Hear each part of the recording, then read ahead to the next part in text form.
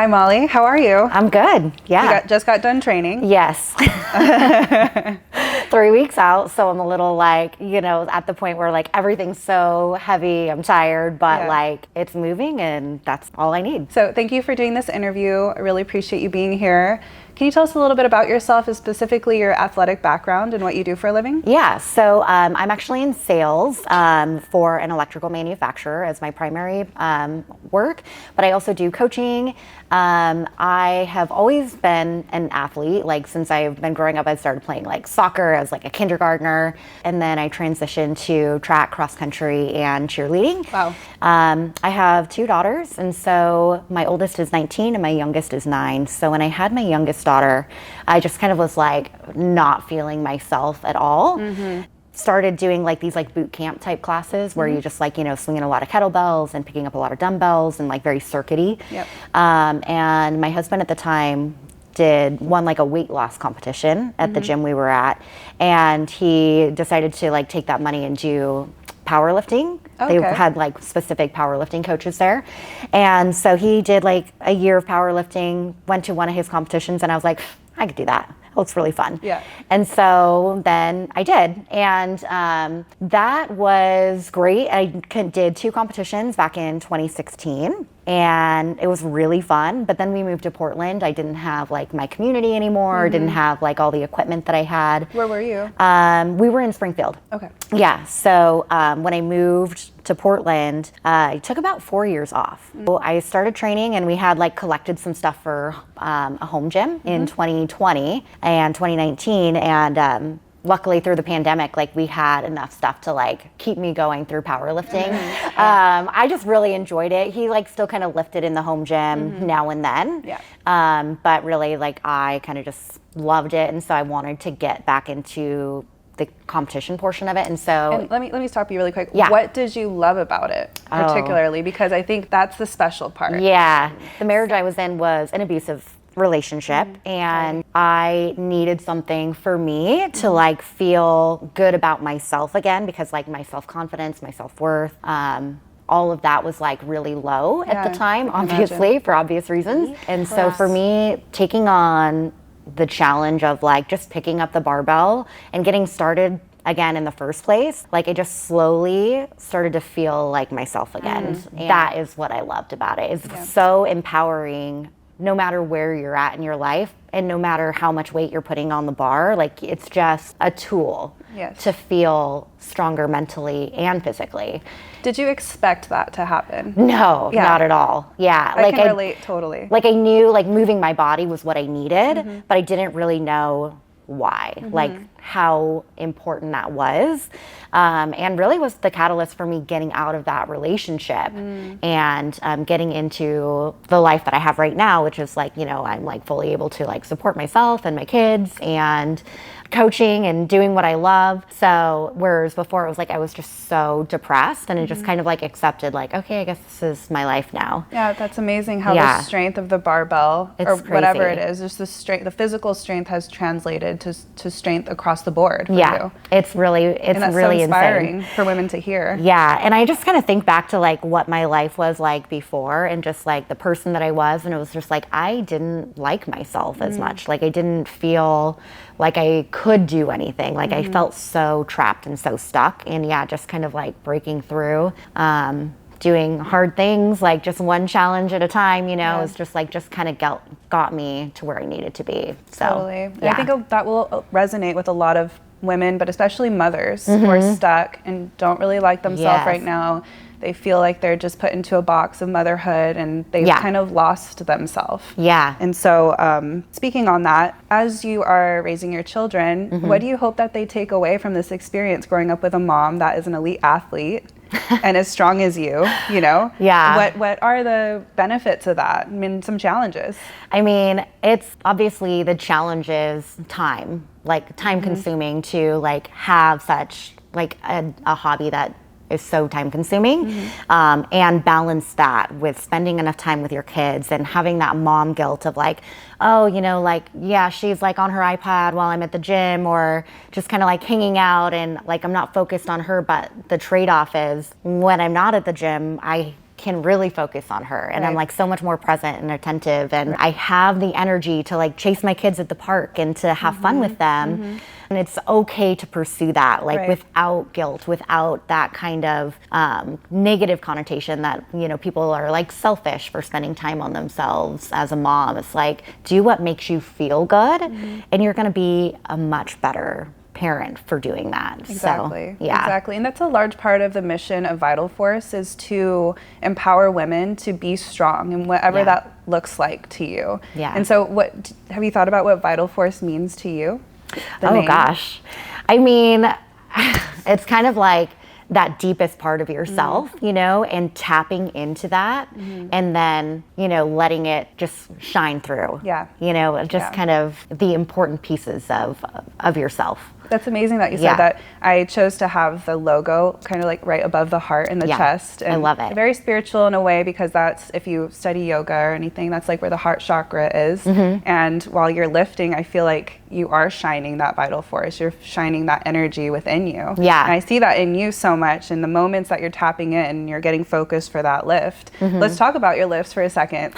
You compete now as a 63 kilo. Yeah. You were previously a 60 kilo, and previous to that 57. Yeah, so I was, because I do like WRPF still, so I haven't competed at 63 yet. It's all been 56 and 60. 56 and 60. Yeah, okay. and so then And December. we're American. We're Yeah, so, American like, kilos, what so are 123 and 132 weight class. Okay. Yeah, pounds wise. And then, yeah, so I really got stuck in what I think a lot of females get stuck in, is this like weight trap of like, oh, I started competing at this weight class, so now I have to stay there, which is so crazy to me because I was not making progress towards the end of my 56 kilo class. I was actually like starting to regress because my weight cuts had to get so much more aggressive as I was building more muscle. I was running so lean all the time. I was not healthy. Yeah. You know, I was like really having to do some like negative things to myself and to my body to maintain that super low weight class. Like I'm 5'4", like I am not short. Yeah, we're basically the same So height. yeah, I'm so like it's 20 pounds more than you. not great to live at 123 pounds, and it wasn't. So I was having to aggressively cut every single meet, and it affected my performance. And since I've gone up to 60, it's only been, well, I've now competed at 63 times, but this will be my fourth meet this year, coming up here soon. And it was a year ago was the last time I competed at 56. But over the course of this year, I've put on about 60 pounds on my total, and I just feel good. Like incredible. Living in my body, like Yeah. it's like almost a challenge of like, how much can I eat and still like, you know, maintain this weight as I'm then going to try to grow into 63. What a great trade-off, too. Oh my It's like, gosh. it's 8 pounds. Yeah. I bet. Is it Yeah. 8 pounds? Yeah.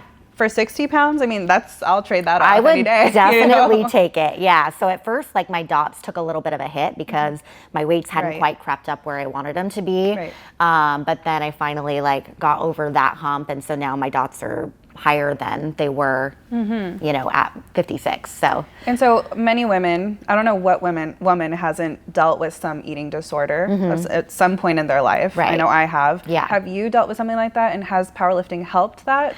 Yeah, I think so. I do think that there's like a difference between like, you know, very like heavy eating, like it's on a spectrum, I guess you could say. So I would say mine was like more in pursuit of fitness, right? Like kind of like cloaked as like, oh, I need to stay in this weight class. But I don't think it was like, so I was like tracking like meticulously, right, at when I was living at 56. But I think it was like in the middle of the spectrum. Like, yeah, it was like some disordered tendencies, but I don't think it was like really negative. Like I wasn't like, you know, really going to super extremes. It was just kind of like moderate. And again, like when you like look at it as, oh, in pursuit of a fitness goal, it seems healthy, but it's still really not. Yeah, right. Let's see. You're answering spectacularly right now, by the way. You're doing wonderful. Yeah, so touching more on, oh, sorry, I forgot to ask you about your numbers. So where I was going with your weight class and stuff is like, what are your PRs right now? What are your platform PRs? And what do you hope to do at the pro? Because it's so exciting. I wanted to touch on that too, that you have qualified for the pro. You've worked hard to get your dots up. And how does that feel preparing for it? What do you expect? Actually, not what you expect, because we can't expect anything from a meet. We try not to. What are your goals? Yeah, so my goals for the meet. So right now, my platform numbers are 155 for squat, so 341, 72.5, so 160 for bench, and then 195 for deadlift. Incredible. And I am hoping to push 162.5 for my squat, and 75. Finally, I need my red plate on the bench. And then 205 is the deadlift goal. So I'm definitely nervous because I like to hit a PR in prep because it just kind of builds a little bit of mental confidence. But I also feel like some of my best meet preps and my best platform numbers have come from not hitting a PR in prep and just kind of like really peaking appropriately and managing fatigue and deloading properly. So my last meet, we kind of tried a new deload strategy because I detrain pretty quickly. And so it worked really well. So we're going to keep that same strategy going into the pro. Cool. Of course, there's other factors like travel and, you know, not being like sleeping in your own bed and that kind of thing. So we're going to get there a few days early. And yeah, hopefully it all comes together. Yes, and you'll be there with Shreya. Yeah, with Shreya. Awesome. Yeah, and it's going to be so fun, and having our coach there is also really helpful, just because he knows us so well. So, yeah. What are your proudest moments so far in powerlifting? Oh gosh, that's a good question. I think my first bigger meet that I went to was, besides like nationals, was North Americans in 2022. And what I loved about that meet is that I walked in there. Oh, I was at that meet. Yeah, you were. Yeah, exactly. That was first of all, first. my first one with Ironside. Was it yours too? Yes. Yeah. Yes. Yeah, we were with Kabuki before. Yes. But I never competed with Kabuki, actually. Okay. Yeah. Yeah, so it was my first meet with Ironside, so that made it special because we travel in packs. And so that was really fun. Yes. But also I walked in there thinking like, no chance of placing at this meet whatsoever. I'm just gonna go out and put out my best numbers and have she did a more than great that. time. And of course I like looked up everybody, and so I knew I was ranked like 5th coming in. And then ended up like competing like head to head with somebody for a chance at first place. And being that I am kind of a deadlift specialist, it's a little bit out there like percentage wise compared to my other lifts. Well, so you said 195 in kilos. That's 430? That is 430, yeah. 430, yeah. For a 60 kilo lifter. Yes, it was one. Yes, I did do that at 60, yeah. Yeah, that's a bit of a deadlift specialist. Yeah, a little bit. But no, your squat is super high. It's getting much better. It's definitely catching some ground. But yeah, so deadlifts are pretty like lucky because they are last, so you know exactly what you have to pull. Yep. And we went in there and I had weighed in lower. If I pulled that last deadlift, I knew I would win the meet. And so one of my teammates said, pull it or die. And I was like, okay. So I pulled it and then won that meet. So that was really special because I just had so much fun on the platform. And even throughout the day until literally that last deadlift, I had no idea where I was ranked or placing. Wow. So I knew I was like doing well, but I didn't have like any expectation of like even hitting the podium for that meet. So it was great. It was really exciting. Yeah. I remember that classic photo of you jumping on Patrick, like, yes, we were so excited. And I would say like before that, like my first nationals that I went to, this is why it was so exciting. I was dead last of like 8 people. And then my next nationals, it was like out of 23, I took 3rd. So it was like just that like very slow climb to like getting up and competing against some people that like, you know, 2 meets ago, I was like, oh my gosh, that's so amazing. I could never do that. And then just kind of like, you know, being consistent and keeping with it. And eventually you can get there. Yeah. So. Do you think that you learned those habits from an early age when you started doing athletics? Like, were you always an overachiever, or did that come later? 100%. So, yeah, like in everything I've ever done, I've always been an overachiever. Like, you know, straight A's at school. I'm the oldest of 8 kids, so I like was always like the role model for all of my family and taking care of everybody. And I was like kind of always like a mother, even as a little kid, just kind of like, you know, watching out for everybody. And just like with the athletics part, it was like I always wanted to run. I always wanted to like chase people and beat people. Like I'm just like such a competitor's heart. Yeah, so that's awesome. Yeah. And I love that part of you and part of this sport. It's a competition with yourself, but it's a competition with other women too. Yeah, absolutely. And what I love is something that we've talked about before is that we can be happy for the other person that beat us. Yeah. And in other sports, I have not experienced that. When we played water polo, volleyball, you know, we're like, let's kill these girls. And if we were so salty afterwards if we lost. Yeah. But this is the first sport where I feel like, wow, if she outlifted me, of course I feel a little bit, but I'm still going to say good job to you. Totally. And, applaud you. It's kind of an amazing feeling, like to build that camaraderie with people and be like, I don't even just want to beat you. I want to beat you on your best day. Yes. So I want you to have a great meet. Yeah. And then I want to beat you at your, you know, at your best. Yeah. And you know, it's a give and take. So sometimes you're not going to come out on top and you're just going to be like, yeah, like I really pushed, but it's those people that make us better too. Exactly. Yeah. They drive us to want to do our best and like to bring our best. And that's what makes it fun. I love it. Yeah. I love that. And then last question. We touched upon this during the interview, but I really want to know what drives you every day to come back to the gym, to recover. I know you've had some injuries, some setbacks. What is it in you that keeps you going? Gosh, that's a really good question. I guess I always worry that I'm not going to be good enough. So for that, like I always want to push myself to like do more. And sometimes that is like on the recovery side. Like I have an extra little bone in my knee right now that's just hanging out there. We call it a loose body, and it gets stuck underneath my knee and then I can't even bend it. So I've been dealing with that for probably about 8 months now. So I know how to take care of it. And when I didn't, it was like just trying all of these different things on the recovery side of things. Like, you know, now I'm doing acupuncture on a regular basis and it's physical therapy and it's like, you know, all this mobility work. But that is like the behind the scenes stuff that like when you're not on, you know, in the gym and you're actually doing like the work, like the hard work of like moving the weight, that's the stuff that kind of like gives you that edge. And so I always want to be better than I was before and not go back to like my old way of like where I did feel depressed or I didn't feel good enough or I didn't feel strong or I felt like, you know, not in control of my life in a sense. And so I think it's just like a sense of purpose, but also like a sense of control for me to just keep pushing and always just be better. Do you experience burnout? Oh God, yeah. Yeah. I think as a mom, like, you know, I said, I'm also working full time, but then also coaching part time. And you do a lot. So I do a lot.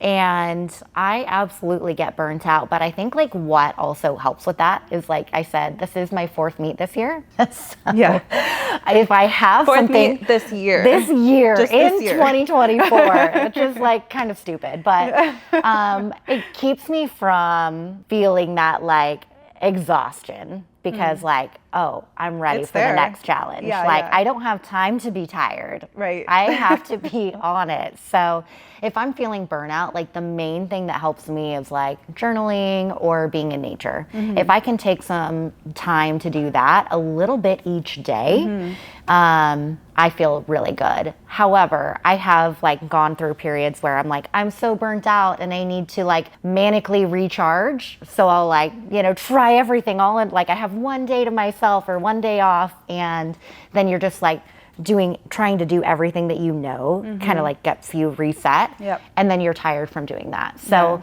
the manic recharge is not the way. Has to be like, I have to integrate portions of nature and journaling and all that kind of stuff into my daily routine, or mentally I just get burnt out. Right. Yeah. And I can see some women saying, oh, that's just way too much. How am I going to fit everything in? If I'm going to do this sport, I can barely fit X, Y, and Z in, and now I have to fit recovery in. Yeah. And for me, the truth is, it's exhausting. And you got to accept that. It's going to be exhausting sometimes, but the benefit of it for me outweighs that exhaustion. Oh, absolutely. And exhaustion's not forever. It's not always going to be that way. There's undulations, periodizations, and it's just about like how much grit do you have, and it's challenging yourself. Yeah. And not in a brutal way, not in a negative way, but just like really discovering what you can do in this life. Yeah. And that's something that I see in you and Shreya and a lot of women that push themselves to this level. You're not scared. You're courageous in doing this. And it takes guts. Yeah, you're right. It totally does. And it takes foresight and balance, like knowing how to balance things. Because like, for example, last week I was supposed to deadlift on Wednesday or on Thursday and rest on Wednesday. But it was like, no, Thursday I had a full day of meetings. And so just like looking ahead and knowing where you can fit it into your schedule. And if you have to make adjustments, being flexible with yourself and being like, you know what, I'm just going to go get this deadlift done today. Yeah. It's a day early, and no, I didn't get my rest, but like tomorrow's going to be worse. So I'm just going to and I'll be thinking about it all night, and then I won't sleep, right? So if I just knock it out today while I have a little bit of extra time, we'll be good to go. And then, just fitting in what I could before all of my meetings, like the next day, I just got my bench press. I left on Thursday. And so just kind of like keep going. But you have to really plan ahead, I think, when you have all of these different things to juggle. Yeah. And it's silly to think that, every week is going to be the same or feel the same. Like some weeks it's going to be hard. Yeah. And you just do it anyway. You just do it anyway. Yeah. Yep. I love that. And then you're built stronger from it. That's part of our slogan too. Yes. Oh, that's so true. Yeah. Because, you are. We are strong. As a woman, you're strong. I don't care who you are, especially if you have a baby. You're strong. But when you do all of these things for yourself, you're not selfish. You're just built stronger. You're just building yourself with all that armory. And that's another thing I love about this sport. Do you have any questions for me about the business? Yeah, where do you see yourself taking this in the future?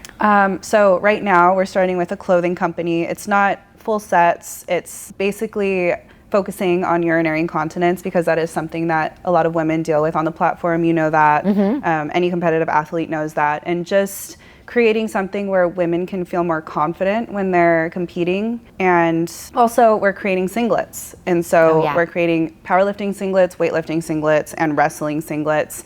I really want to start honing in on wrestling right now, because a lot of our teenage girls are getting into wrestling. It's becoming a trend, and I want to support them in that. Yeah. If you're a wrestler, reach out to me, please. I'm actually going to the Iowa Wrestle Like a Girl tournament. Oh, cool. And it's going to be so amazing. Yeah. Sally, I forgot her last name, but she's an amazing woman, and she's throwing this tournament to raise money for all of these amazing college-ranked wrestlers. Wow. And I get to watch them all. That's cool. Just go at each other, and I have an opportunity to make a singlet for them as well. Nice. All of these singlets will have an attachable pad to them, because I've realized that a lot of women don't like to wear underwear under their singlets, and a lot of them get sheer when they're stretched. Oh, yeah. And so we don't want to be seeing... It will affect our performance if you can see through. Oh, absolutely. The singlet, yeah. Right? Yeah. You're going to be much more self-conscious of it. And so you may hold back and not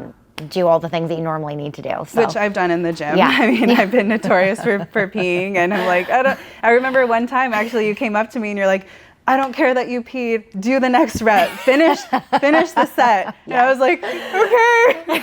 I remember that too. Everyone just saw me pee my pants, but it's okay. Yeah. So That was awesome, but I do want to create something that will catch that. Yeah. So I don't need that. I don't need you to say that.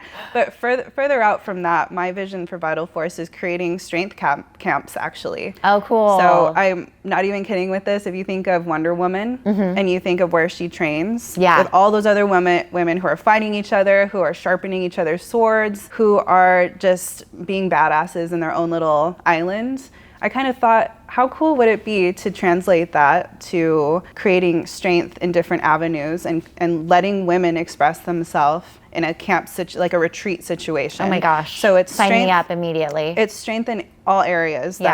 And I'm open up to more, but I want to hire women that are experts in these areas. So it would be physical, obviously, we would be all touching barbells, and it would be ages from teenagers to like older women, because I think that we need to learn from each other of all ages. Oh, absolutely. And it would be strength financially, because we need to know that in this world. We need to create a consciousness that creating financial stability will help you feel stronger. Yeah. Number 3 is spiritual strength. And that's not going to be in one specific religion, but finding your own spiritual path, whatever that may be. Mental strength, so mental health, therapists coming through. That's huge. You know, going through our traumas, they can lead us down dark paths, but they can also lead us to the light. It's like the lotus to me. The lotus grows in mud, and it's like a dirty place, but then it grows into a lotus. Right. And there's so much to learn from our traumas, and we all come into this life unscathed, or come out of this life unscathed, I mean. So there's a lot of processing to do. We just need the help from experts. And those are some of the avenues that I want to take. I love it. Vital Force. That's very cool. Yeah. I did not know that part. I like it. Yeah. That's a little bit too much to bring right away. Yeah. For sure. So we're starting small. I just want to empower women, and I want them to be inspired by women like you and other women that I'm interviewing. I'm pushing myself because I'm the founder, and I don't believe that the founder just sits back and gets to make money and, not be seen. I want to walk the walk and talk the talk, so I'm going to push myself as hard. Yeah. And you always do. Yeah. So that's where it's going. I love it. Yeah. That's great. Thank you so much for the interview. Yeah, it was you're really welcome. a pleasure. Yeah, it was good. It was fun. Thanks.